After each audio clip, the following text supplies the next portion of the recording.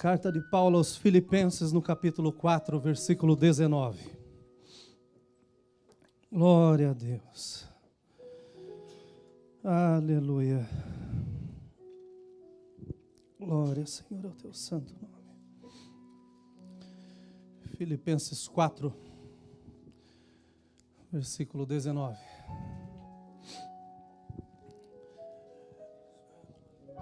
O provedor.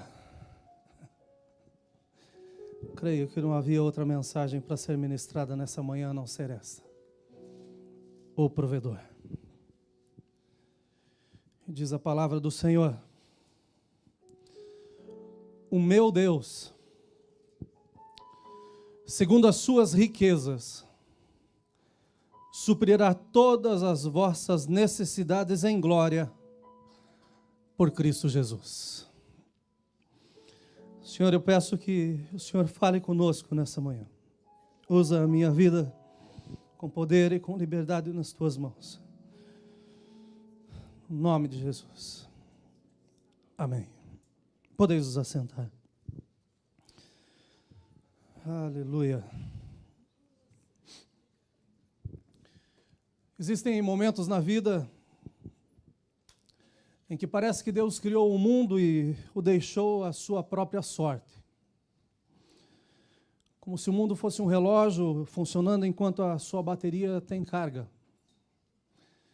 E no final da carga tudo para de trabalhar, tudo para de funcionar. Eu estive no Brasil por 10 dias e como é bom voltar a casa, como é bom chegar em casa. E eu passei por um desses momentos no Brasil.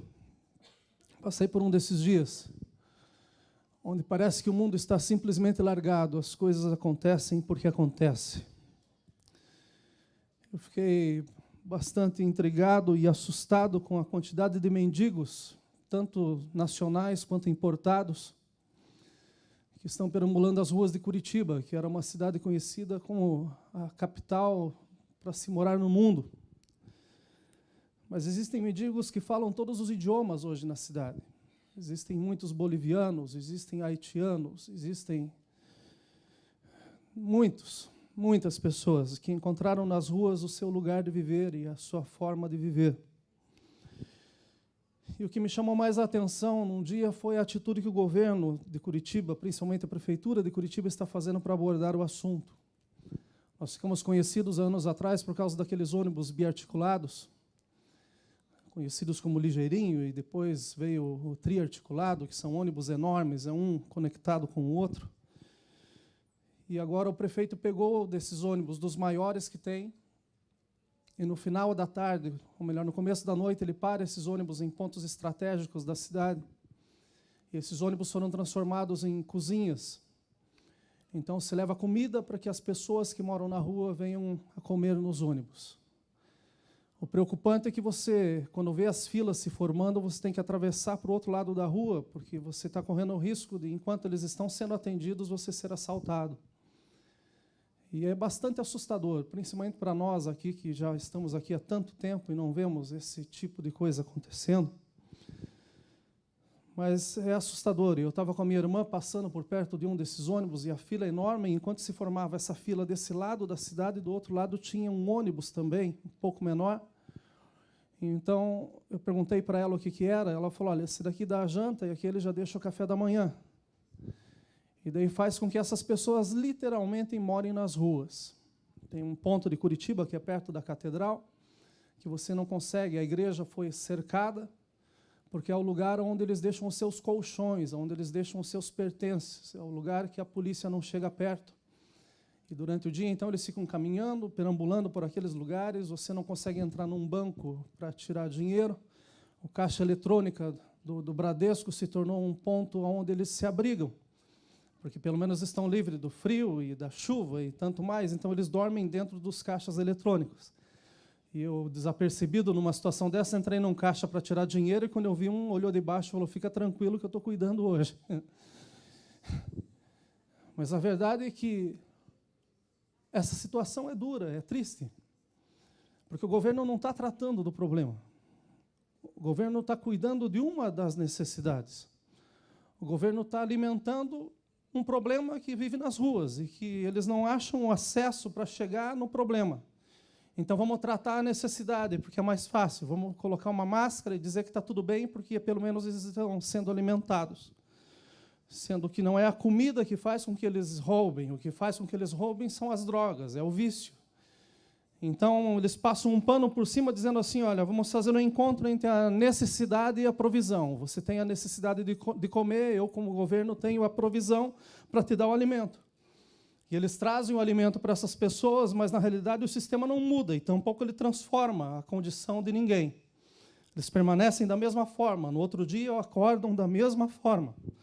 Ou seja, o governo está proporcionando diariamente um encontro com a necessidade, enquanto protela o real e necessário encontro com o problema. Enquanto eles estão adiando de chegar e de se assentar e trazer essas pessoas para saber qual é o problema, como que pode ser tratado esse problema. Segundo a hierarquia de necessidades de Maslow, eu creio que vocês foram para 1980 agora, que é representado por uma pirâmide que mostra as necessidades, né, que nós temos, que nós possuímos. Ele representa isso numa pirâmide. E essa pirâmide tem a camada mais baixa, e são 5 degraus, e esse degrau mais baixo são as necessidades fisiológicas.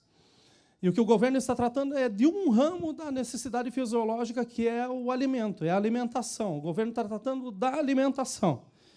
E com isso está dizendo, olha, está tudo feito, mas existem degraus mais altos que precisam ser atingidos. Segundo Maslow, essa pirâmide ela é completa, ou melhor, ela era completa quando você estava no 5º estágio, quando você estava no 5º degrau. Então, se você está tratando de um ponto no último degrau, significa que tem muito a ser caminhado. Essa necessidade fisiológica ela compreende respiração, comida, água, sono, moradia, tantas coisas. E as outras 4 faixas que estão acima, elas se subdividem em segurança, amor, relacionamento, estima, e então, finalmente, a realização pessoal. Segundo Maslow, você tem que completar uma para depois você ir para a próxima, e então, assim por diante, assim consequentemente, até que você possa chegar à sua realização pessoal, até que você possa se sentir completo. Embora o governo esteja tentando, nós sabemos que a única forma para que essa pirâmide seja completa é o dia em que a base for trocada. A base não seja a necessidade fisiológica, mas a base seja Jesus Cristo, porque Ele é a rocha na qual nós devemos estar fundados.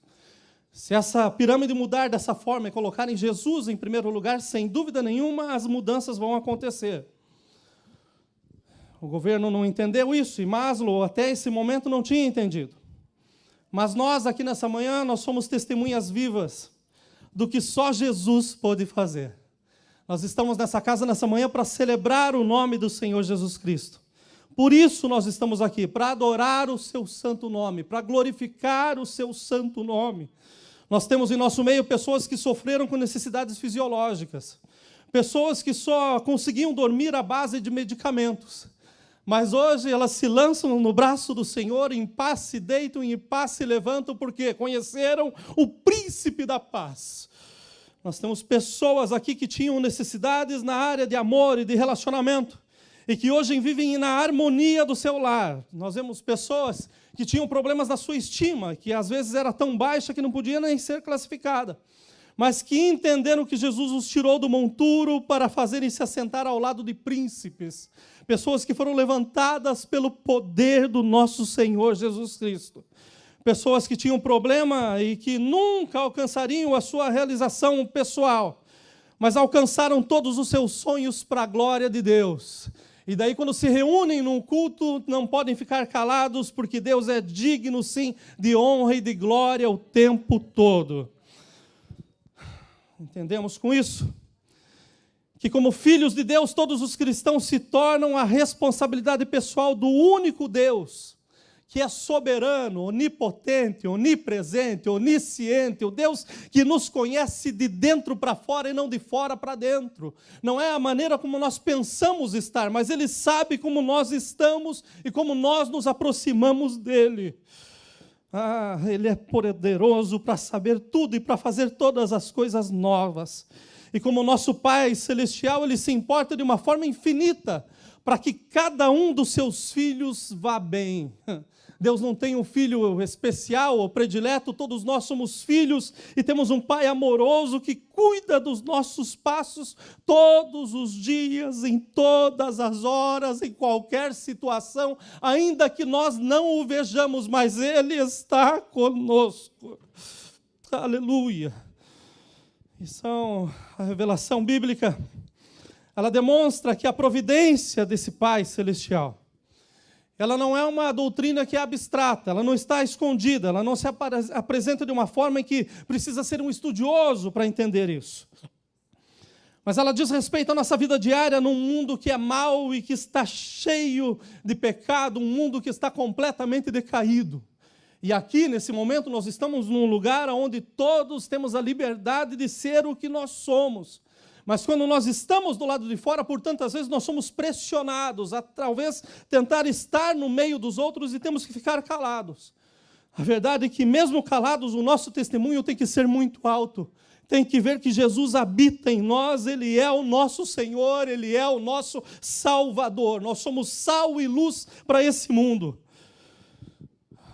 Os sofrimentos da vida chegam. As lutas na vida chegam e chegam sem pedir licença. E chegam de uma forma que às vezes nos pegam desprevenidos. E são esses sofrimentos que têm me levado a buscar a Deus em oração nesses últimos dias. Porque ao andar pelo meio da igreja e com a igreja, em muitas ocasiões o que vemos e ouvimos parece ser atitudes de filhos que se consideram bastardos. E eu tive a liberdade, nessa semana que eu estava em Curitiba, de pegar um dos mendigos que estava na frente da porta do prédio da minha mãe e fui conversar com ele um pouco. E perguntei, por que você vive aqui? Ele falou, porque eu não tenho outro lugar para ir. Eu falei, e família? Eu esqueci da minha família. Então, parece que simplesmente foi lançado no mundo. Deus pegou e jogou no mundo e disse, você existe, você está aí, mas você não sabe quem você é. E por muitas vezes, os problemas que acontecem ao nosso redor, a forma como nós agimos aos problemas, parece que nós somos filhos bastardos. Parece que nós não temos um pai que se importa com o nosso bem-estar, parece que nós não temos um pai que está o tempo todo cuidadoso das nossas vidas, parece que nós temos um pai que não está nem aí com aquilo que acontece com a gente. Estou escrevendo essa mensagem pela manhã e exatamente nesse ponto eu escuto um barulho na parte de cima da casa e eu saí correndo e quando fui ver estava a Eibra espatifada no chão porque tinha caído da cama. E quando eu pego ela no colo, rapidamente ela me abraça e o Espírito Santo falou comigo, dizendo, olha, tem tanta gente caída no chão, pensando que não tem pai, mas eu ainda estou vivo e quero abraçar, quero pegar no colo e dizer, olha, não tema, porque eu estou contigo. Para de chorar, filha, vamos para a cama de novo, quer ir para a cama do pai? Não, eu quero ir para a minha cama, pai. E deitou novamente no mesmo lugar e voltou a dormir.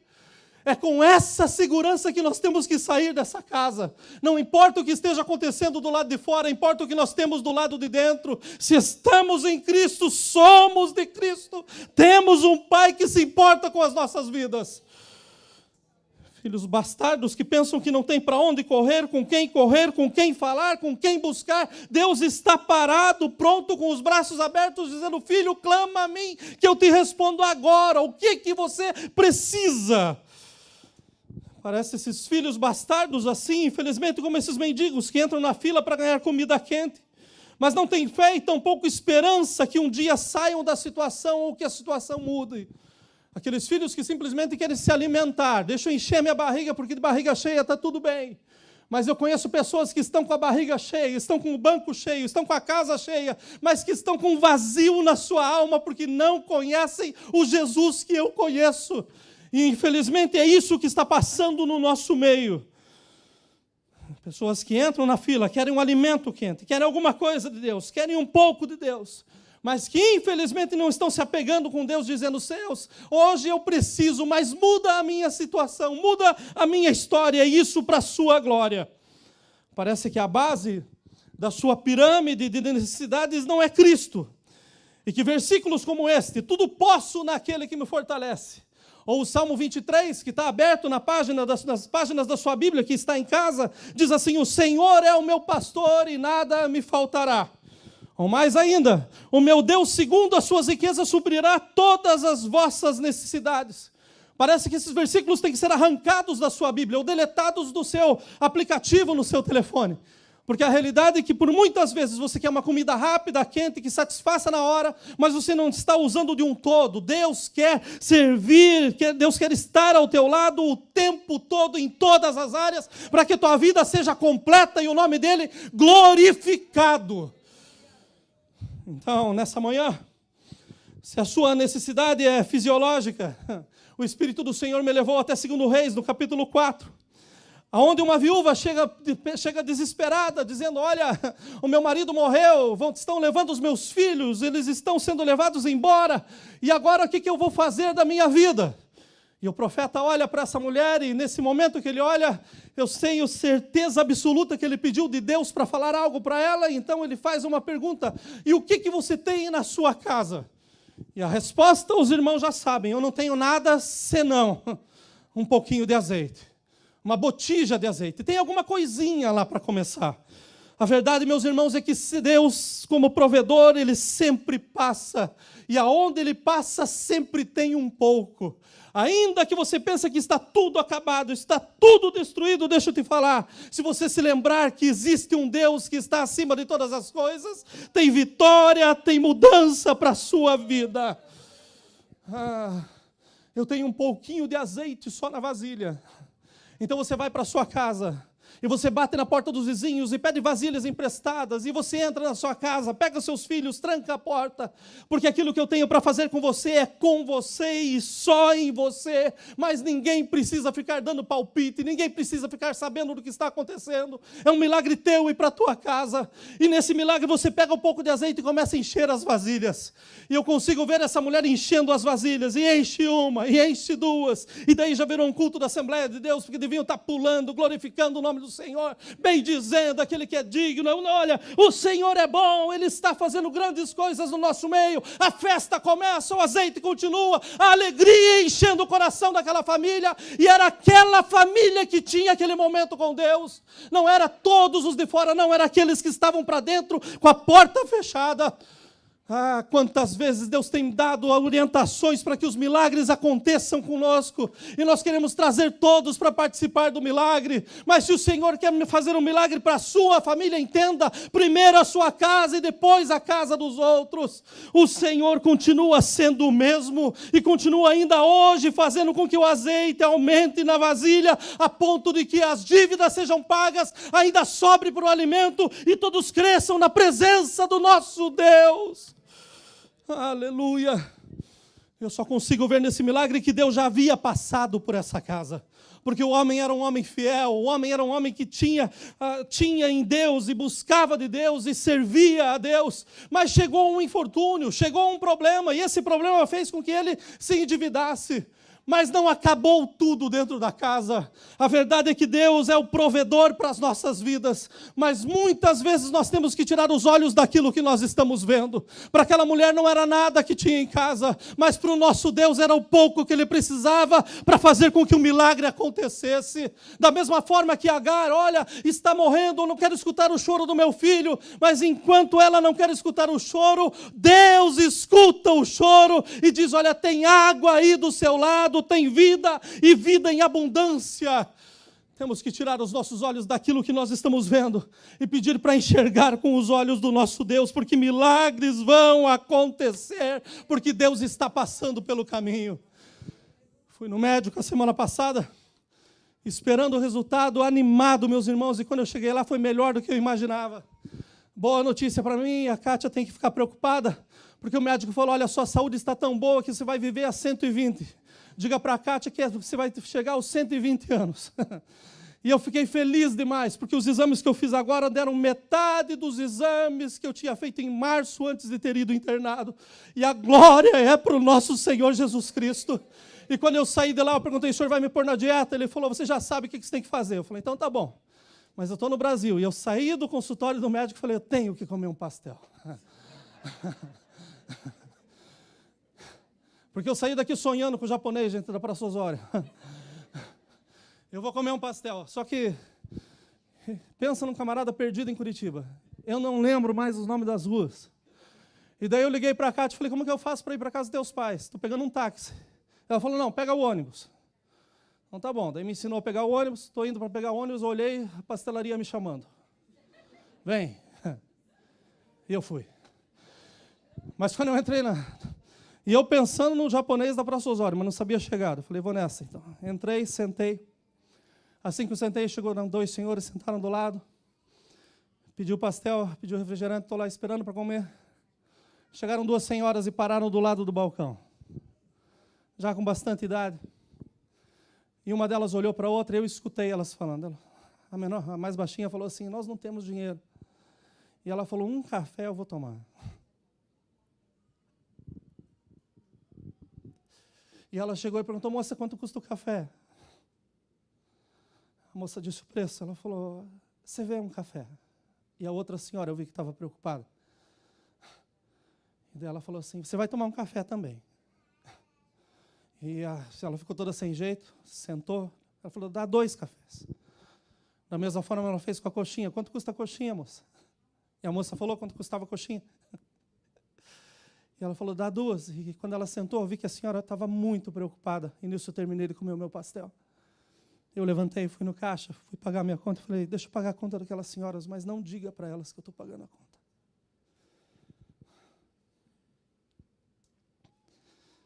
Eu fui lá, paguei a conta, a moça do caixa ficou olhando com uma cara. Eu falei, olha, o troco é seu, que Deus te abençoe. Mas não diga para elas quem que pagou. E eu saí, fui até o ponto para pegar o ônibus. E lá do ponto eu estou só observando e de repente eu vejo 2 velhinhas na mesa lá erguendo os braços. Eu digo, são crentes. São crentes. E o nosso Deus passou antes que elas precisassem.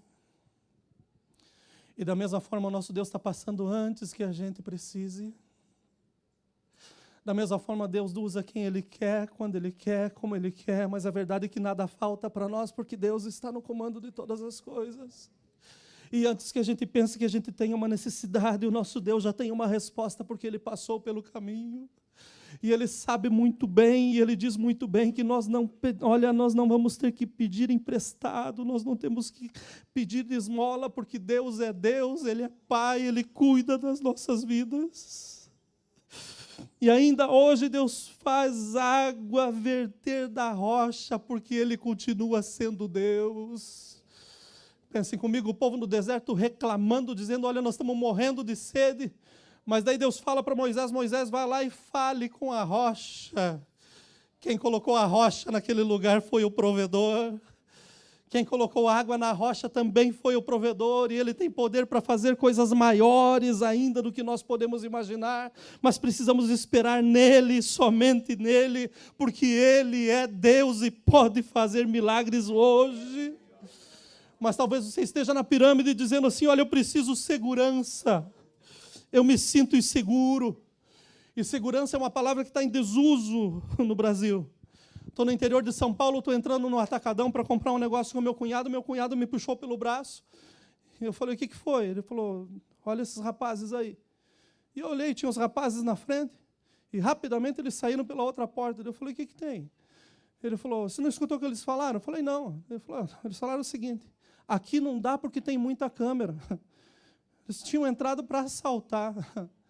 Como que se fala de segurança num lugar desse, meus irmãos?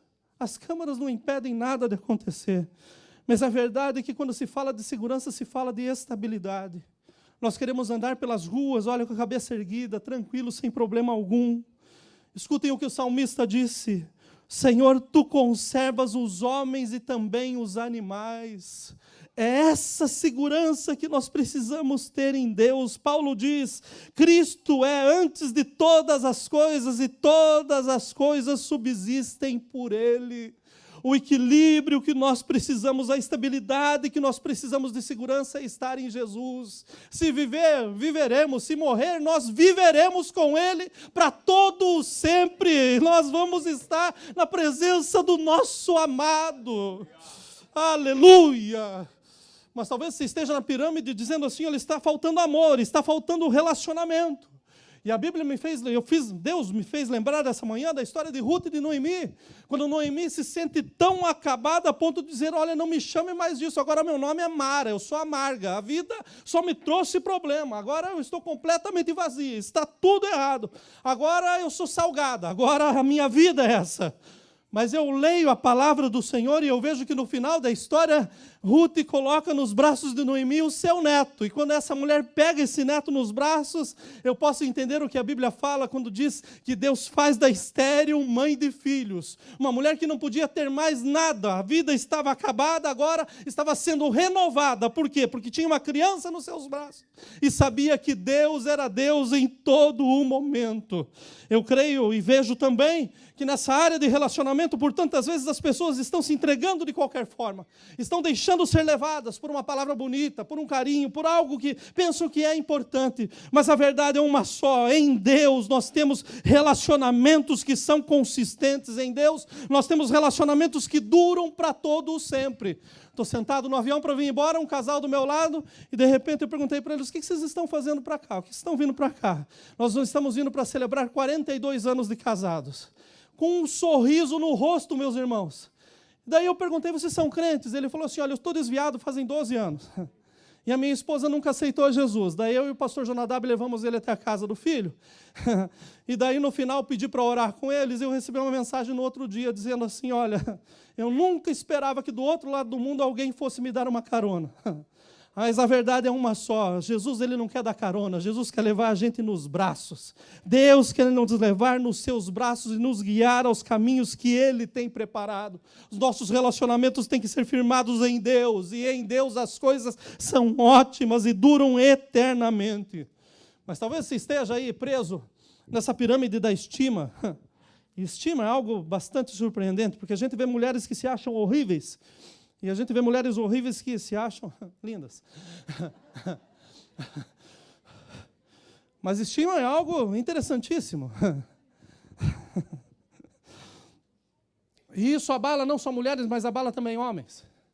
Porque eu vejo homens bombadões que quando a gente vai conversar, eles têm uma baixa autoestima. Eles precisam ser nortados de alguma forma, então vão carregar ferro. Eu não precisei carregar ferro para ganhar minha esposa. Ela olhou e falou assim: olha, nesse corpinho eu posso investir. Já fez eu ganhar 20 quilos, meus irmãos. A verdade é que a estima é algo importantíssimo para nós. E tem pessoas que ficam pensando: olha, eu tenho tão baixa estima, olha, eu estou tão por baixo, eu sou tão ruim, estou tão ruim. Meus irmãos, baixa estima para quem conheceu Jesus, sabendo que tem bilhões no mundo, mas Ele escolheu a mim. Estou fora. E nós devemos estar dentro desse abraço amoroso que Deus nos dá. Ele nos valoriza, em Cristo nós somos mais do que vencedores. Nós olhamos para a história de Esther, e a história de Esther é fantástica. Por que uma menina adotiva poderia se tornar a esposa de um rei? Por que uma menina adotiva poderia sonhar que um dia ela ia pisar num palácio, que um dia ela ia ter pessoas trabalhando ao seu redor? Pensem de como poderia ser a estima dessa moça. Mas a verdade é que ela tinha o seu coração no seu Deus. E quando nós temos o coração em Deus, a verdade é que todas as coisas cooperam para o nosso bem. Talvez na pirâmide você esteja o problema lutando com o problema da realização pessoal, a aceitação dos fatos. E isso é algo que nós batemos todos os dias aqui, nós encontramos todos os dias. Porque eu acho que a única pessoa que veio do Brasil pobre para cá fui eu. Porque o resto das pessoas que eu falo eram ricas, tinham aras, tinham hotel, tinham não sei o quê. A história do tinha, era tudo rico. E daí, os pobres era só eu, que nunca tivemos nada. Tinha vontade de hotel, tinha vontade de ir no Aras, tinha vontade de... Só. Mas daí eu venho para cá e eu começo a encontrar essas pessoas que estão lutando com a realização pessoal. Né? Eu tenho 3 faculdades e agora estou colocando tile. Eu sou administrador e agora estou administrando o vacuum da minha esposa. Né? Eu sou formado em tantas coisas e agora? E daí você fica nesse problema de realização pessoal.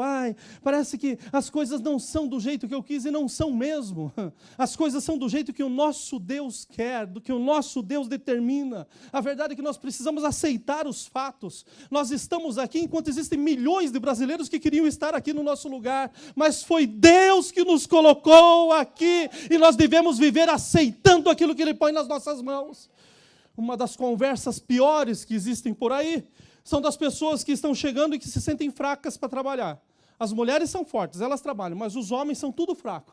Né? Sou fraco para taia, sou fraco para madeira, sou fraco para limpeza, sou fraco para tudo. E daí a mulher que não é fraca trabalha, mantém a casa, sustenta o camarada, faz tudo o que precisa e você está naquela luta, dizendo assim, ai, porque lá eu era, porque lá eu tinha, porque lá não sei o quê. Meus irmãos, a maior dificuldade que existe é essa, é Deus poder trabalhar num coração que está pela metade. Traz teu coração para a terra, aceita aquilo que Deus está colocando na tua vida, porque você é mais do que privilegiado, você é amado por Deus. Fui numa igreja, terminou o culto foi uma bênção, mas no final faltou cartão para os irmãos, e se duvidar nós vamos ter que abrir uma outra igreja, porque está todo mundo falando em vir embora. E daí você que já está aqui, está dizendo assim, não está bom, está muito duro, está muito difícil. Olha, aceite os fatos, o Senhor te colocou aqui, e Ele te sustenta com a sua destra fiel. Quando eu penso em realização pessoal, eu penso no encontro da Sunamita com o rei Salomão. Porque ela chega e começa a se encher de desculpa. Né? Olha, os meus irmãos me colocaram para cuidar da vinha, então eu estou queimada por causa do sol. Eu moro na Flórida há 20 anos e continuo sendo branco, meus irmãos. E daí essa mulher vai tentar arrumar uma desculpa para dizer que ela era morena, para dizer que ela era mulata. Né? Eu estou no sol, me deixaram no sol, fiquei torrando aqui, olha. Mas o rei não olha para isso.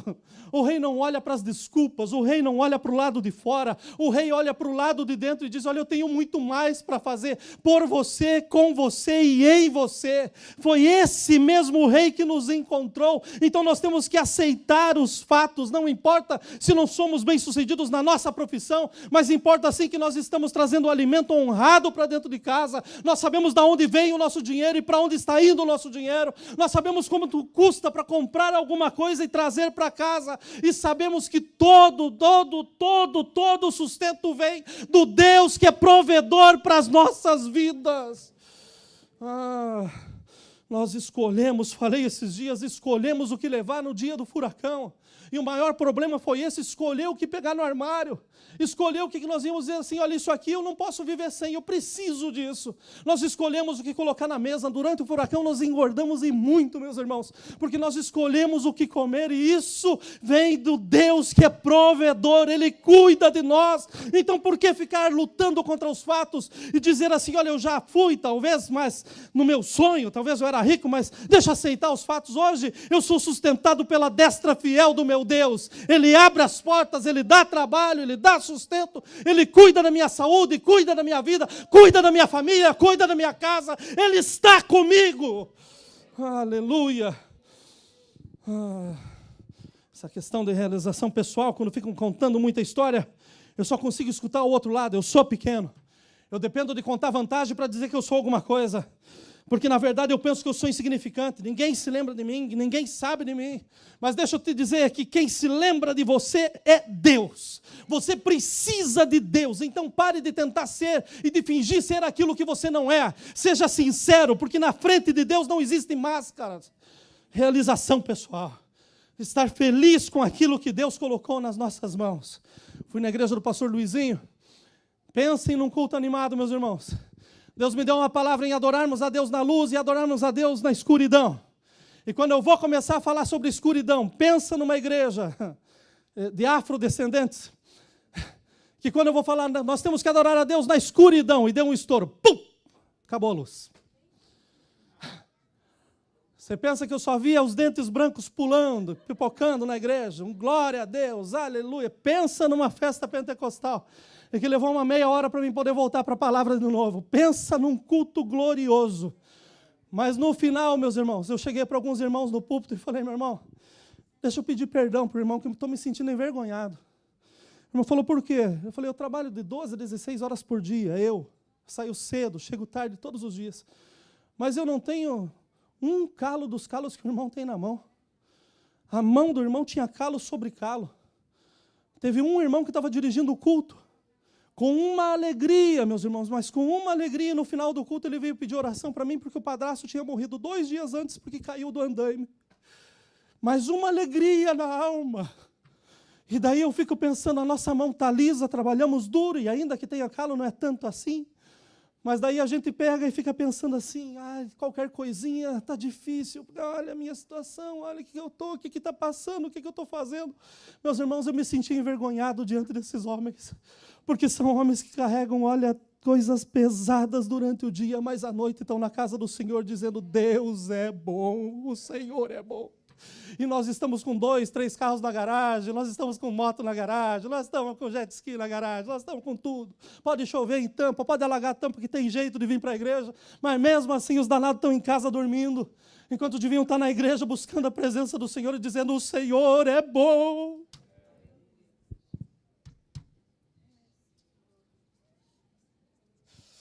O nosso Deus, Ele é provedor, meus irmãos, mas Ele é provedor para aqueles que o buscam, para aqueles que vivem diante do Senhor, para aqueles que vivem perto dEle, com Ele o tempo todo. Nós precisamos mudar o nosso entendimento. Essa história de comida quentinha, uma fresquinha todo final de semana, parem com isso. Nós precisamos de alimento 7 dias por semana. Nós precisamos de Jesus o tempo todo para que a nossa vida caminhe. Chegou o momento de nós pararmos de rastejarmos espiritualmente, mas de nós começarmos a caminhar de vitória em vitória e dar glória ao nome do nosso Senhor Jesus Cristo. Aleluia. Aqui eu termino. Eu creio que são pouquíssimos e até mesmo raros aqueles que dizem ter alcançado o topo dessa pirâmide de Maslow. E mesmo que tenham alcançado, não podem dizer que se sentem completos. É impossível. Ainda que você suba esses 5 estágios dessa pirâmide, você não vai ser completo. Porque existe uma necessidade espiritual. Além de tudo isso, o homem tem uma necessidade espiritual na sua vida. E eu quero trazer para você nessa manhã uma palavra e não uma teoria. Porque existe uma nova lista que colocou essa lista de Maslow para o lado. Existe uma lista que tem quase 30 necessidades que o homem tem que ver supridas para que ele se sinta realizado. Mas essa lista também está furada. Porque nessa lista não aparece a necessidade espiritual. Nessa lista não aparece que nós precisamos ter um relacionamento com Jesus.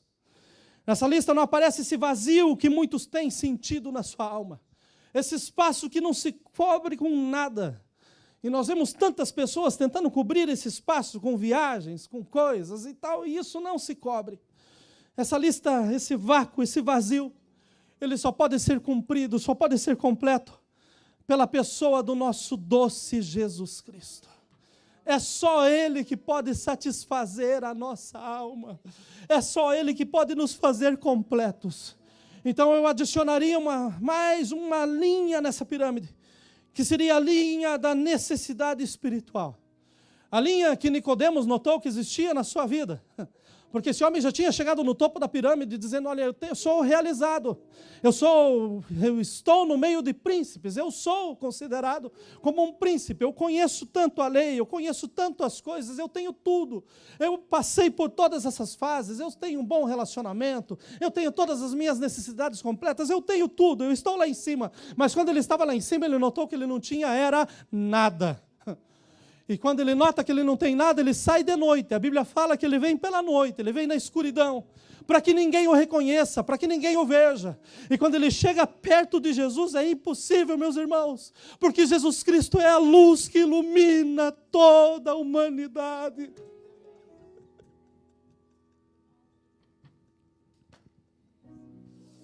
Ele vem, parece que eu vejo esse homem tentando entrar pelo meio, talvez se arrastando. Olha, ninguém pode me ver, deixa eu chegar aqui. Olha, eu atingi o topo da pirâmide de Maslow, mas eu estou num abismo espiritual.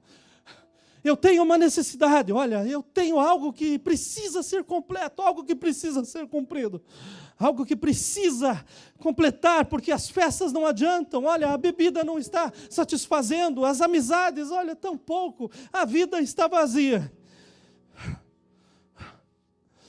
Eu quero terminar relembrando a igreja do dia escuro da vida de Abraão, que já foi citado pelo irmão Levi. Oh, irmão Levi, como é bom a gente andar na direção do Espírito Santo. Aleluia. Porque depois de esperar tanto tempo pela sua promessa, pelo seu filho, Agora Deus pede para ele um sacrifício e fala assim: é o teu filho que eu quero. Eu quero que você traga o teu filho para morrer e para ser queimado. Hoje é o teu filho que você entrega para mim. E esse homem pega o seu filho e começa a andar com o seu filho do seu lado. E existe uma pergunta: pai, nós temos a lenha, temos o cutelo, mas e o cordeiro, pai? Quem que vai? Pai, cadê? Não, o senhor não trouxe o cordeiro, o senhor esqueceu o cordeiro. Está faltando o cordeiro. Sabe o que está faltando na tua pirâmide? O cordeiro. Porque a hora que chega o cordeiro, todas as demais coisas são vãs.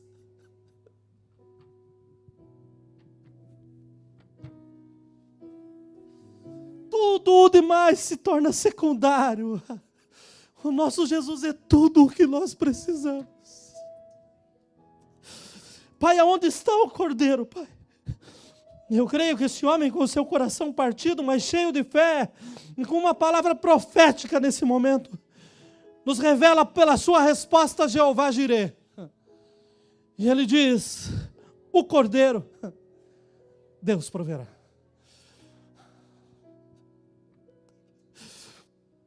A versão em inglês, ela fala: o Senhor que é fiel, proverá o cordeiro. Deus nunca falhou conosco. Nunca. Mesmo nos momentos mais escuros da nossa vida, Ele sempre esteve ali. Eu vejo aqui o que se fala na palavra de Deus: onde estiverem 2 ou 3 reunidos em meu nome, ali eu estou.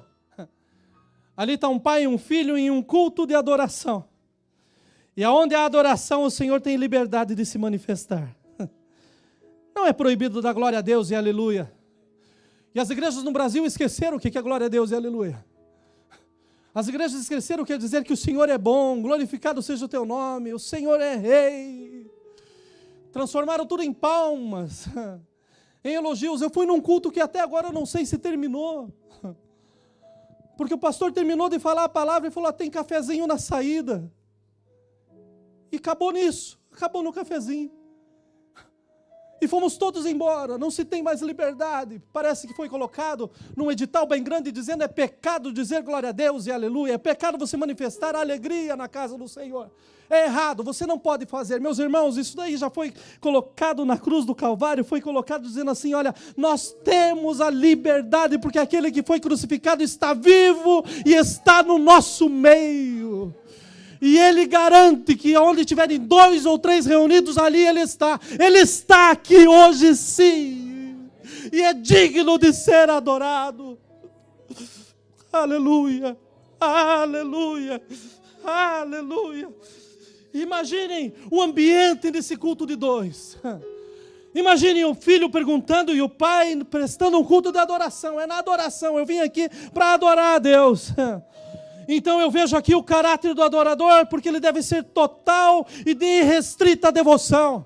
Não importa o que está passando, em todo tempo é tempo para adorarmos o nome do Senhor Jesus Cristo. E quando nós adoramos a Ele nesse momento, dessa forma, o conteúdo da promessa que vem durante a adoração se refere à necessidade do adorador. Enquanto nós o adoramos, Ele se manifesta. Ele faz milagres, Ele cura, Ele batiza, Ele convence o pecador que é necessário um novo caminho.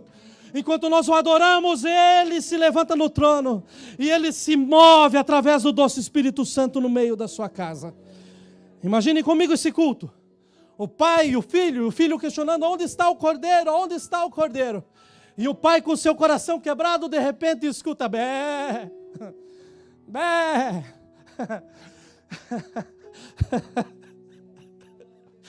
Quem havia passado pelo caminho? O mesmo provedor que passou e colocou a rocha para que dela saísse água. O mesmo provedor que colocou o azeite para que não tivesse acabado e se multiplicasse. O mesmo provedor que já havia passado e deixado um carneiro, dizendo: o carneiro para o culto está aqui. O nosso Deus havia passado por ali. E o nosso Deus está aqui nessa manhã. Nós estamos na nossa campanha, meus irmãos. E no nosso coração Deus nos colocou para ajudar o México, para ajudar as ilhas do Caribe, Porto Rico, Bali, tantas coisas que estão acontecendo ao mesmo tempo, e parece que nós somos tão pequenos para fazer alguma coisa. E quanto mais nós tentamos, mais coisas aparecem dizendo, olha, não dá, não pode, não conhece, não é por aí, não façam. A maior dificuldade que nós estamos tendo nesses dias é fazer com que a provisão chegue ao lugar da necessidade. Nós temos aviões disponíveis. Nós temos gente disponível, nós temos o que levar, mas nós não estamos conseguindo fazer com que a provisão chegue na necessidade. Mas eu creio num Deus que vai derrubar essa barreira essa semana ainda, em nome de Jesus. Essas são barreiras que estão sendo criadas pelo homem e pelo inimigo das nossas almas. Porque sem dúvida existe uma ação maligna no meio disso tudo. Pensem o quanto as pessoas estão falando contra Deus. Os furacões que passaram, que para nós são história, para eles é realidade. Os irmãos que estão no México estão sofrendo. Nós fizemos uma remessa de dinheiro, vai fazer um mês praticamente para eles, 3 semanas. Até agora não conseguiram tirar porque não tem dinheiro para que tirem. Querem saber quanto que é? Nós mandamos $1.000 em 2 remessas de $500. E não tem dinheiro para chegar na mão de quem precisa. Existe uma luta ou não existe? Temos a provisão e ela não chega até a necessidade. Nesta manhã, meus irmãos, barreiras precisam ser derrubadas para que a glória do Senhor seja manifesta. Agora, nessa manhã também existem barreiras aqui que precisam ser derrubadas para que a provisão chegue ao seu destino. E a provisão que você precisa tem nome. É Jesus. Então as barreiras da mente têm que ser colocadas de lado. As barreiras do orgulho têm que ser colocadas por terra. As barreiras que foram criadas ao longo dos anos com ensinos dos pais, que talvez não sejam tão certos, precisam cair por terra para que a provisão chegue, para que o provedor chegue. Então eu quero te convidar a adorar a Deus conosco nesse momento. E eu tenho certeza que aos olhos nus, vocês vão ver barreiras sendo quebradas. E ainda hoje, agora, nesse culto, a provisão vai chegar ao lugar da sua necessidade. Deixe com que o Espírito Santo trabalhe na sua vida nesse momento.